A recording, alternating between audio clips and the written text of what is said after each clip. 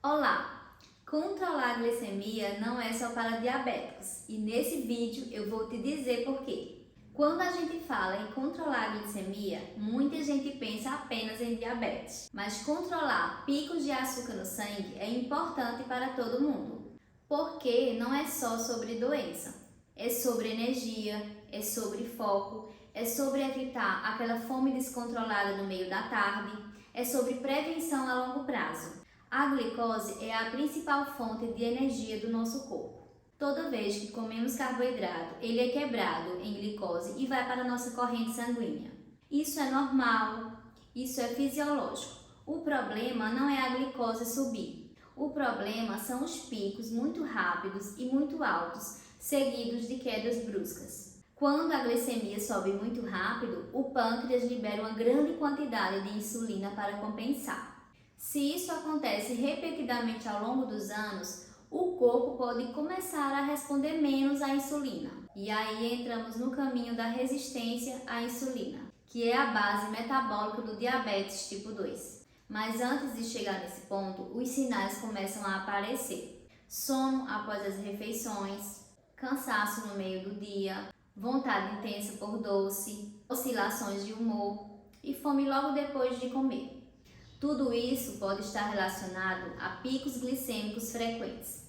E o que a ciência mostra é que não é apenas cortar o açúcar, é entender como modular a resposta glicêmica da refeição. Primeiro ponto importante aqui é a qualidade do carboidrato. Carboidratos refinados como farinha, pães, açúcar, refrigerantes são rapidamente absorvidos. Eles elevam a glicemia de forma acelerada. Já carboidratos integrais, ricos em fibras, têm digestão mais lenta. A fibra faz uma espécie de gel no intestino, o que retarda a absorção dessa glicose. E aqui entra um conceito importante estudado na nutrição metabólica. Não é a questão do alimento isolado, mas é a composição da refeição como um todo. Quando eu adiciono proteína e gordura boa ao carboidrato, eu diminuo a velocidade dessa absorção. Um exemplo simples é comer uma fruta sozinha, diferente de que se eu adicionar um iogurte natural, uma castanha, isso tende a reduzir o pico glicêmico, porque a proteína e a gordura retardam o esvaziamento gástrico. Outro ponto importante é a ordem dos alimentos na refeição. Estudos recentes mostram que começar uma refeição pelos vegetais, pelas proteínas, antes dos carboidratos, pode reduzir significativamente o pico de glicose pós-prandial. Ou seja, sequência importa. Salada primeiro, proteínas depois, por último carboidratos. Pequenos ajustes, grande impacto metabólico. Por isso, muitas vezes a gente recomenda aqueles pacientes que gostam de uma sobremesa que consumam após uma refeição completa, por exemplo, o almoço, que contenha verduras, proteínas e gorduras boas. Agora vamos falar sobre o café da manhã. Um café da manhã com proteína adequada, ovos, queijo, iogurte, sementes, tende a estabilizar a glicemia ao longo do dia.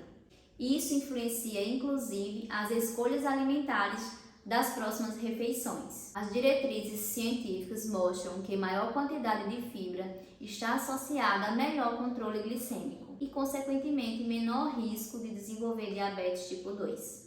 Leguminosas como feijão, lentilha, grão de bico são excelentes aliados. Elas têm carboidrato? Sim, mas também têm fibras e proteínas junto. E isso muda completamente a resposta metabólica. Não é sobre demonizar o carboidrato. O carboidrato não é vilão. O excesso de carboidrato refinado, isolado e frequente é que gera sobrecarga metabólica. Outro fator que influencia muito a glicemia é o sedentarismo. Após uma refeição, uma simples caminhada de 15 a 20 minutos já pode ajudar o músculo a captar a glicose de forma mais eficiente. O sono também importa. Privação do sono está associada à resistência à insulina e também há um maior desejo por alimentos ricos em açúcar. Por isso, o controle glicêmico não é só no prato, é estilo de vida. E existe ainda um detalhe importante: bebidas.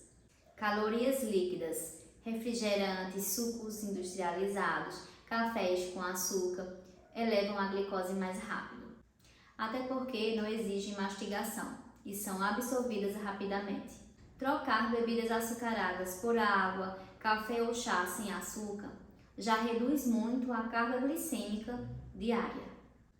Se eu tivesse que resumir uma alimentação anti-picos de açúcar, eu diria: priorize alimentos minimamente processados, inclua proteínas em todas as refeições, não consuma carboidrato isolado frequentemente e aumente a ingestão de fibras. E o mais interessante é que esse padrão alimentar não serve apenas para prevenir diabetes. Ele melhora a energia, melhora o foco, reduz compulsão alimentar e diminui a inflamação. Controle glicêmico é, na verdade, controle de estabilidade metabólica.